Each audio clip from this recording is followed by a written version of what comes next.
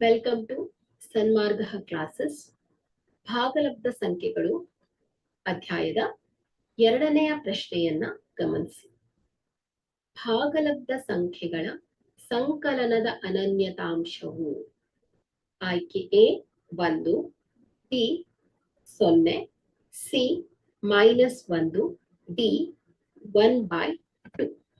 Okay, so ಇಲ್ಲಿ ಯಾವುದೇ ಭಾಗಲಬ್ಧ ಸಂಖ್ಯೆಗೆ 0ಯನ್ನ ಕೂಡಿದಾಗ ನೋಡಿ, a/b + 0 0ಯನ್ನ ಕೂಡಿದಾಗ ನಮ್ಗೆ ಅದೇ ಭಾಗಲಬ್ಧ ಸಂಖ್ಯೆ ದೊರೆಯುತ್ತದೆ. ಸೊ ಆದ್ದರಿಂದ ನಾವು 0ಯನ್ನ ಏನಂತ ಹೇಳ್ತೇವೆ? ಭಾಗಲಬ್ಧ ಸಂಖ್ಯೆಗಳ ಸಂಕಲನದ ಅನನ್ಯತಾಂಶ ಅಂತ ಕರಿತೇವೆ.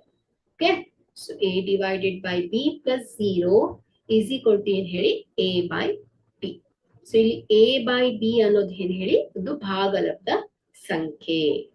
ಹಾಗಾದ್ರೆ ಇಲ್ಲಿ ಕೊಟ್ಟಿರುವಂತಹ ಆಯ್ಕೆಯಲ್ಲಿ ಭಾಗಲಬ್ಧ ಸಂಖ್ಯೆಗಳ ಸಂಕಲನದ ಅನನ್ಯತಾಂಶ ಯಾವ್ದಾಗತ್ತೆ ಹೇಳಿ?